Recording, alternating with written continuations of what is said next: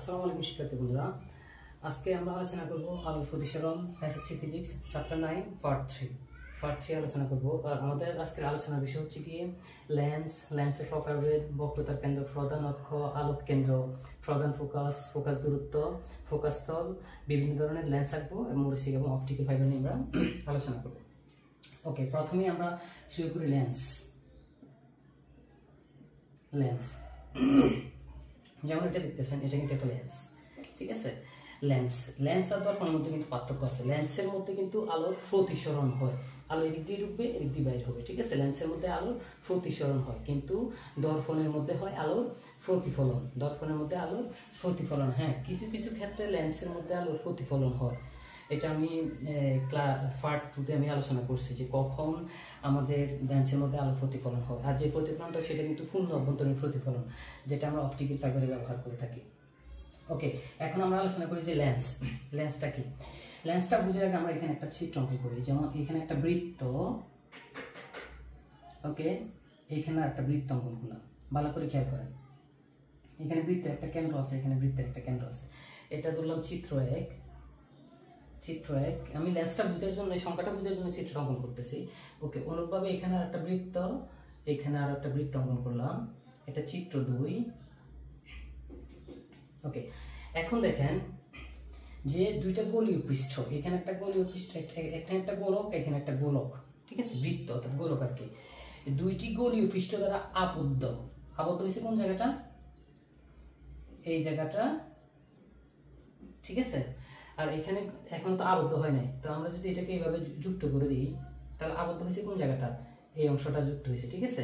তাহলে দুইটি গোলীয় পৃষ্ঠ দ্বারা আবদ্ধ স্বচ্ছ প্রতিসারক মাধ্যমকে কি বলে? লেন্স বলে। তাহলে দুইটা গোলীয় পৃষ্ঠ দ্বারা আমরা যদি এই অংশটা একটু মুছে দিই, এই দুইটা গোলীয় পৃষ্ঠ দ্বারা আবদ্ধ হয়েছে এই অংশটা, তাহলে এটা একটা লেন্স হয়ে গেছে। ওকে, আবার অনুরূপভাবে এখানেও যদি আমি বলি এই দুইটা বৃত্তের মধ্যে এই অংশটা মুছে দিই, এটাও একটা লেন্স হয়ে গেছে, ঠিক আছে। তাহলে দুইটা গোলীয় পৃষ্ঠ দ্বারা আবদ্ধ স্বচ্ছ প্রতিসারক মাধ্যমকে কি বলে? লেন্স বলে। দুইটি গোলীয়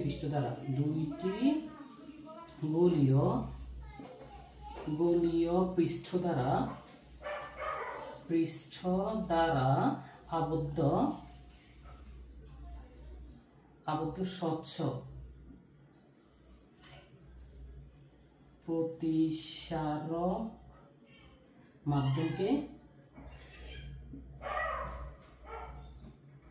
মাধ্যমকে কি বলে? লেন্স বলে।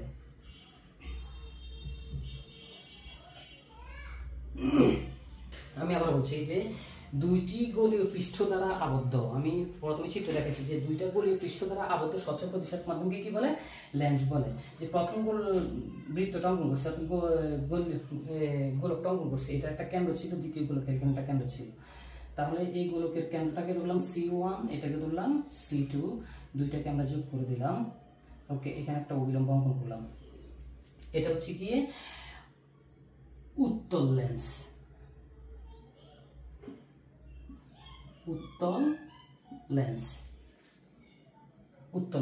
আর অনুরূপভাবে এখানে একটা বৃত্ত ছিল, বৃত্তের অবশ্যই কেন্দ্র ছিল, কেন্দ্রটাকে যোগ করলাম, এটা C1 ধরলাম, এটাকে C2 ধরলাম, এখানে একটা অবিলম্ব অঙ্কন করলাম বরাবর। ওকে, এটা হচ্ছে কি অবতল লেন্স।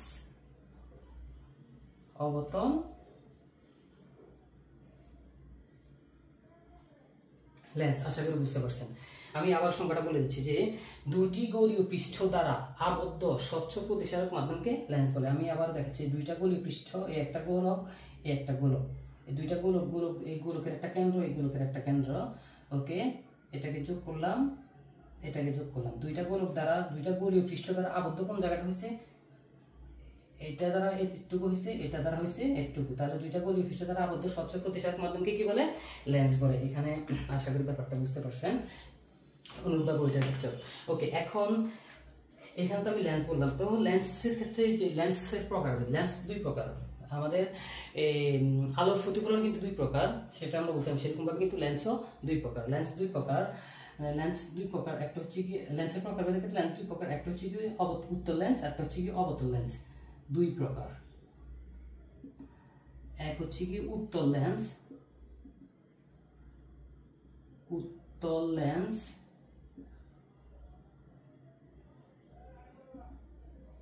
আর 2 হচ্ছে কি অবতল লেন্স।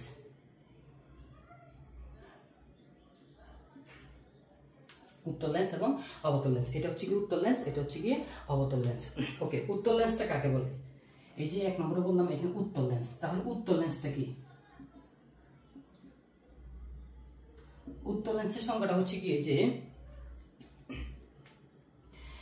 যে যে লেন্সের প্রান্তদ্বয় সরু মানে চিকন এবং মধ্যস্থল মোটা তাকে উত্তল লেন্স বলে। যে লেন্সের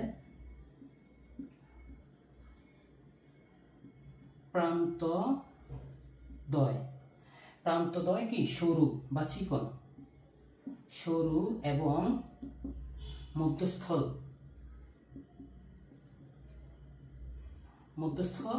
মোটা তাকে উত্তল লেন্স বলে।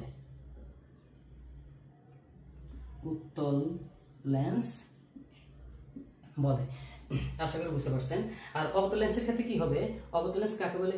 যে লেন্সের প্রান্তদ্বয়, এই যে প্রান্তদ্বয় কিন্তু মোটা এবং মধ্যস্থল কি সরু, ঠিক আছে? তাহলে এই ক্ষেত্রে হবে যে লেন্সের প্রান্তদ্বয় মোটা এবং মধ্যস্থল কি সরু তাকে অবতল লেন্স বলে। তাহলে 2 নম্বরের ক্ষেত্রে হচ্ছে কি অবতল লেন্স, যে লেন্সের প্রান্তদ্বয় মোটা এবং মধ্যস্থল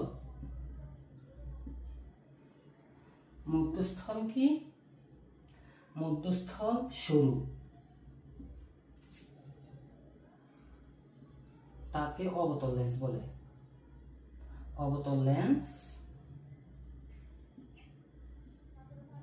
বলে, আশা করি ব্যাপারটা বুঝতে পারছেন। ওকে, উত্তল লেন্স কি, অবতল লেন্স কি? এটা হচ্ছে কি উত্তল লেন্স, এটা হচ্ছে কি অবতল লেন্স।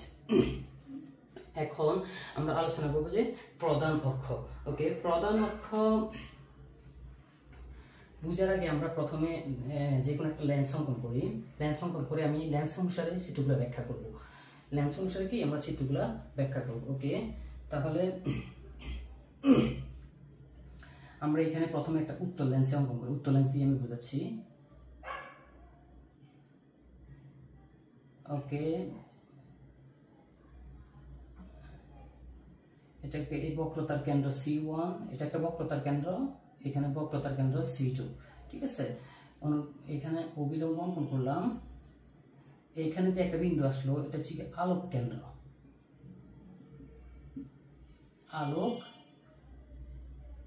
কেন্দ্র, এটা হচ্ছে কি বক্রতার কেন্দ্র, এটাও বক্রতার কেন্দ্র, কিন্তু এটা বক্রতার কেন্দ্র 1, এটা বক্রতার কেন্দ্র 2। বক্রতার কেন্দ্র তার মানে একটা লেন্সের মধ্যে বক্রতার কেন্দ্র 2টা থাকে। অনুরূপভাবে কিন্তু একটা দর্পণের ক্ষেত্রে কিন্তু বক্রতার কেন্দ্র 2টা থাকতে পারে, ঠিক আছে? যদি আমরা চিন্তা করতে চাই। ওকে, এখন আলোক কেন্দ্র অঙ্কন করলাম। আমাদের এখানে কি কি লাগবে? আবার প্রধান ফোকাস আছে। ওকে, এই যে আলোক কেন্দ্র এবং বক্রতার কেন্দ্র বরাবর মাঝে থাকে প্রধান ফোকাস। এখানে একটা প্রধান ফোকাস, এটাকে দিলাম F1, এখানেও বরাবর মধ্যখানে এটাকে দিলাম F2, প্রধান ফোকাস, ঠিক আছে? প্রধান ফোকাস লাগবে, ফোকাস দূরত্ব লাগবে। তাহলে এই যে প্রধান ফোকাস থেকে আলোক কেন্দ্র পর্যন্ত দূরত্বটা, প্রকৃত আমরা জানি ফোকাস দূরত্বটা আমরা এখানে ধরে নিলাম, এই যে এইভাবে। এটা হচ্ছে কি F1, আবার এখানে ফোকাস দূরত্ব একটুকু, অনুরূপভাবে এইদিকেও, ঠিক আছে? তাহলে এখন আমরা আলোচনা করি যে প্রধান অক্ষটা কি, বক্রতা কেন্দ্র। প্রথমে আসবে বক্রতা কেন্দ্র, লেন্স আলোচনা শেষ, লেন্সের প্রকারভেদ আলোচনা শেষ। এখন আমরা আসবো কি বক্রতার কেন্দ্র। আমরা জানি এটা বক্রতার কেন্দ্র, এখানে এটাও কি বক্রতার কেন্দ্র। করতেছি যে বক্রতার কেন্দ্র কাকে বলে? বক্রতার কেন্দ্র হচ্ছে গিয়ে লেন্স যে গোলকের অংশ, সেই গোলকের কেন্দ্রকে, এই যে এই লেন্সটা, এই লেন্সের কেন্দ্রটা হচ্ছে কি এটা একটা গোলকের কেন্দ্র ছিল, অনুরূপভাবে এই পাশে ছিল, আমি এই পাশ দিয়ে বোঝাচ্ছি। তাহলে লেন্স যেই গোলকের অংশ, ওই গোলকের কেন্দ্রকে বক্রতার কেন্দ্র বলে বলে যদি এত বুঝতে আপনাদের অসুবিধা হয় তাহলে সহজভাবে আপনারা বলতে পারেন যে গোলকের কেন্দ্রকেই বক্রতার কেন্দ্র বলে। ঠিক আছে, গোলকের কেন্দ্রটাই কি বক্রতার কেন্দ্র। তখন সেটার সাথে কি থাকবে, অ্যাড থাকবে যে লেন্স, তার মানে লেন্স যেই গোলকের অংশ সেই গোলকের কেন্দ্রকে বক্রতার কেন্দ্র বলে। লেন্স যেই গোলকের অংশ, লেন্স যেই গোলকের অংশ বক্রতার কেন্দ্র, বক্রতার কেন্দ্র। লেন্স যে গোলকের অংশ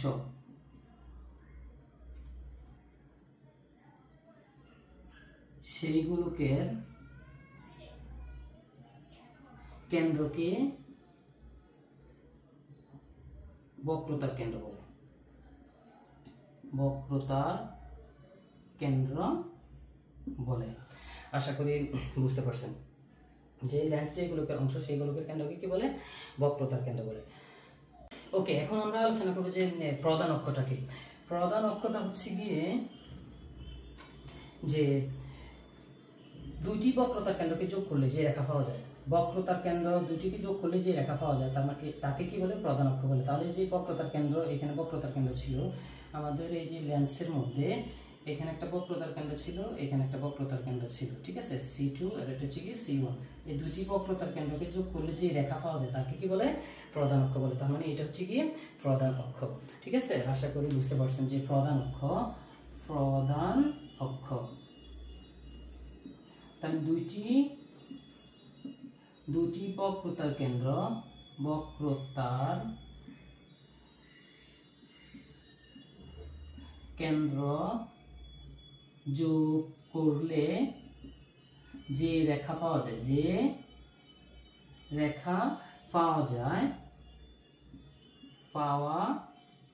যায় তাকে বক্রতার কেন্দ্র বলে,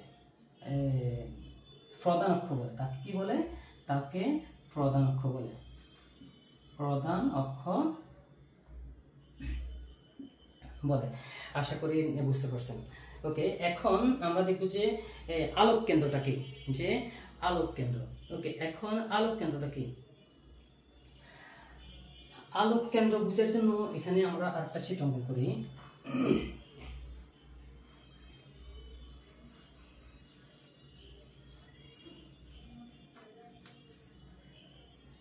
একটা লেন্স অঙ্কন করলাম,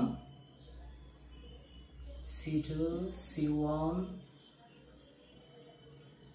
একটা অভিলম্ব অঙ্কন করলাম। ওকে, তাহলে আলোক কেন্দ্রটা কি। আলোক কেন্দ্র হচ্ছে গিয়ে লেন্সের মধ্যে অবস্থিত। আমি আবার বলছি, আলোক কেন্দ্র, আলোক কেন্দ্র আমরা জানি এটা হচ্ছে কি আলোক কেন্দ্র, এটা কি আলোক কেন্দ্র ছিল। তাহলে আলোক কেন্দ্রটা কি, আলোক কেন্দ্র লেন্সের মধ্যে অবস্থিত, লেন্সের মধ্যে প্রধান অক্ষের উপর, আমরা জানি এটা প্রধান অক্ষ না, তাহলে লেন্সের মধ্যে প্রধান অক্ষের উপর অবস্থিত এমন একটি বিন্দু। আমি আবার বলছি, লেন্সের মধ্যে, আমি আগে সংজ্ঞাটা লিখে নিই তাহলে বুঝতে সুবিধা হবে, যে চিত্র দিয়ে আমি বুঝাই দিচ্ছি। লেন্সের মধ্যে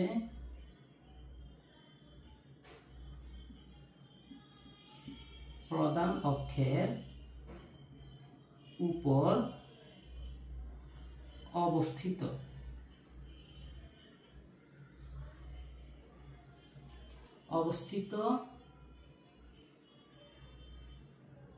এমন একটি বিন্দু যার মধ্যে দিয়ে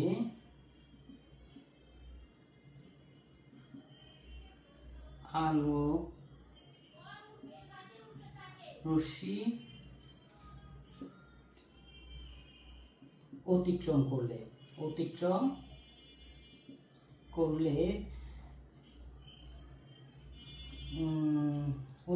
প্রতিসরণের ফল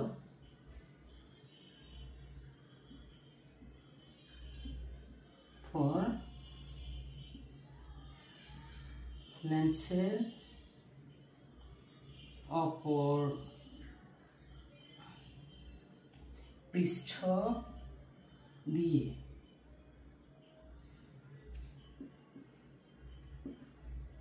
নির্গত হওয়ার সময়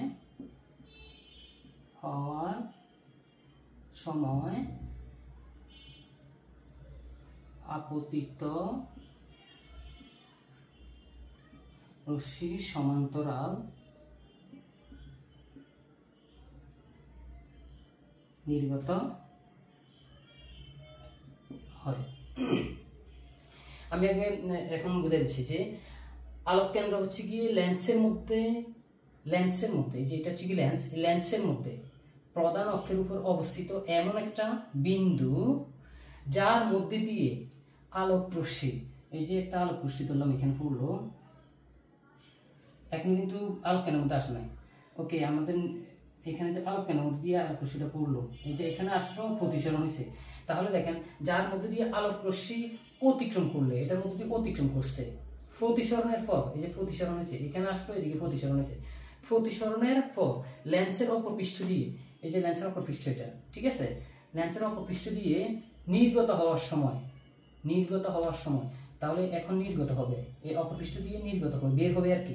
নির্গত হওয়ার সময় আপতিত রশ্মি কোনটা ছিল, এটা না, তাহলে আপতিত রশ্মি সমান্তরাল, আপতিত রশ্মিটা ছিল এইভাবে সমান ছিল, তাহলে এটা সমান্তরাল যদি আমরা চিন্তা করি এইভাবে এটা সমান্তরাল নির্গত হবে, ব্যাপারটা এরকম আর কি, যে আপতিত রশ্মি সমান্তরাল নির্গত হয়।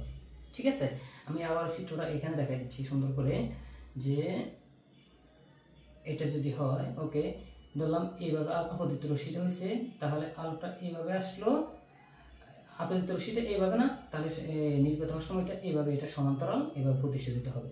এটা কিভাবে, যদি আমি এইভাবে চিন্তা করি, ওকে, এটা সমান্তরাল, এটা সোজাসুজি এইভাবে, এটা সমান্তরাল হয়েছে না, এটা নির্গত হওয়ার সময়, তাহলে কি ছিল, লেন্সের মধ্যে আলোক কেন্দ্র লেন্সের মধ্যে প্রধান অক্ষের উপর অবস্থিত, এই যে লেন্সের মধ্যে প্রধান অক্ষের উপর অবস্থিত এমন একটা বিন্দু, এটা লেন্সের মধ্যে প্রধান অক্ষের উপর অবস্থিত এমন একটা বিন্দু যার মধ্যে দিয়ে আলো অতিক্রম করার সময়, অর্থাৎ অতিক্রম করলে, যার মধ্যে দিয়ে আলো অতিক্রম করলে প্রতিসরণের পর, এই যে অতিক্রম করার সময় এখানে প্রতিসরণ হয়েছে, প্রতিসরণের পর লেন্সের অপর পৃষ্ঠ দিয়ে, লেন্সের এই অপর পৃষ্ঠ দিয়ে নির্গত হওয়ার সময়, বের হওয়ার সময় আর কি, নির্গত হওয়ার সময় আপতিত রশ্মি সমান্তরাল প্রতিসরিত হবে।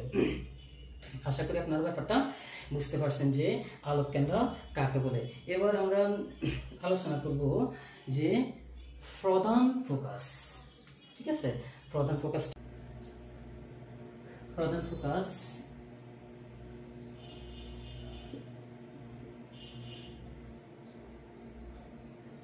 ওকে, তো প্রধান ফোকাস বোঝার জন্য আমরা এখানে একটা চিত্র অঙ্কন করি,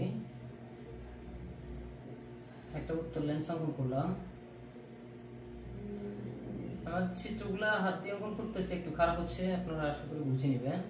C2 বরাবর মধ্যখানে হচ্ছে গিয়ে এটা আলোক কেন্দ্র এবং বক্রতা কেন্দ্র বরাবর মধ্যখানে F1 ধরলাম, এটারও একটা F2 ধরলাম। ওকে, তাহলে প্রধান ফোকাসটা কি? আচ্ছা, উত্তল লেন্স এবং একটা অবতল লেন্স এখানে অঙ্কন করি, যে আপনাদের বুঝার সুবিধার্থে আর কি, যে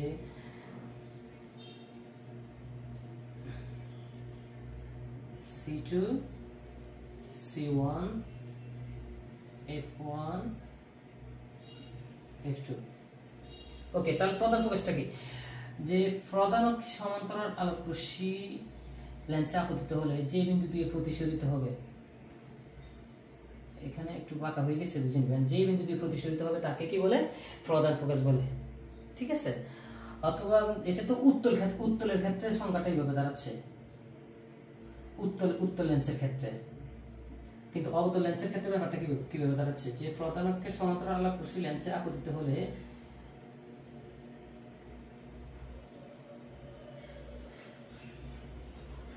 যে বিন্দু থেকে যাচ্ছে বলে মনে হয় তাকে কি বলে? প্রধান ফোকাস বলে। দুইটাকে একসাথে করে আমরা সংখ্যাটা দিতে পারি, অথবা আমরা যে কোনো একটাকে আমরা আলাদা করে সংখ্যাটাকে দিতে পারি, যে প্রধান অক্ষে সমান্তরাল আলোক রশ্মি লেন্সে আপতিত হলে যে বিন্দু দিয়ে প্রতিসরিত হয় তাকে প্রধান ফোকাস বলে, এবং প্রধান অক্ষে অবতল লেন্সের ক্ষেত্রে প্রধান অক্ষে সমান্তরাল আলোক রশ্মি লেন্সে আবদ্ধ হলে যে বিন্দু থেকে যাচ্ছে বলে মনে হয় তাকে প্রধান ফোকাস বলে, এবার বলতে পারি। অথবা আমরা ডিরেক্টলি যে কোনো একটা দিয়ে দিতে পারি যে প্রধানকে সমান্তরাল আলোক রশ্মি লেন্সে আবদ্ধ হলে যে বিন্দু দিয়ে যাচ্ছে আলোক রশ্মি প্রতিফলিত হয় তাকে প্রধান ফোকাস বলে। ওকে, এরপর হচ্ছে কি ফোকাস দূরত্ব। প্রধান ফোকাস থেকে আলোক কেন্দ্র পর্যন্ত দূরত্বকে, এই যে প্রধান ফোকাস থেকে আলোক কেন্দ্র পর্যন্ত যে দূরত্ব তাকে কি বলে? ফোকাস দূরত্ব বলে। আশা করি বুঝতে পারছেন যে ফোকাস দূরত্বটা কি। ফোকাস তলটা কি? ফোকাস তল হচ্ছে গিয়ে প্রধান ফোকাস যে তল অবস্থিত, যেমন প্রধান ফোকাস এই তলটার মধ্যে অবস্থিত না, এই তলটার মধ্যে অবস্থিত, তাহলে এটা পুরোটা হচ্ছে কি ফোকাস তল। এই যে এটা পুরোটা কি ফোকাস তল, ঠিক আছে? এখানে এটা পুরোটা কি ফোকাস তল, এটাও ফোকাস তল, এটাও ফোকাস তল। তাহলে প্রধান ফোকাস যে তলে অবস্থিত তাকে কি বলে? ফোকাস তল বলে। ওকে, এখন ফোকাস তল গেল, আমাদের বিভিন্ন ধরনের লেন্স আমরা অঙ্কন করবো এখন। বিভিন্ন ধরনের লেন্স। ওকে, বিভিন্ন ধরনের লেন্স কি, যেমন এটা হচ্ছে গিয়ে দ্বি-উত্তল, এটা হচ্ছে গিয়ে দ্বি-উত্তল লেন্স, ঠিক আছে? আর এটা হচ্ছে গিয়ে দ্বি-অবতল,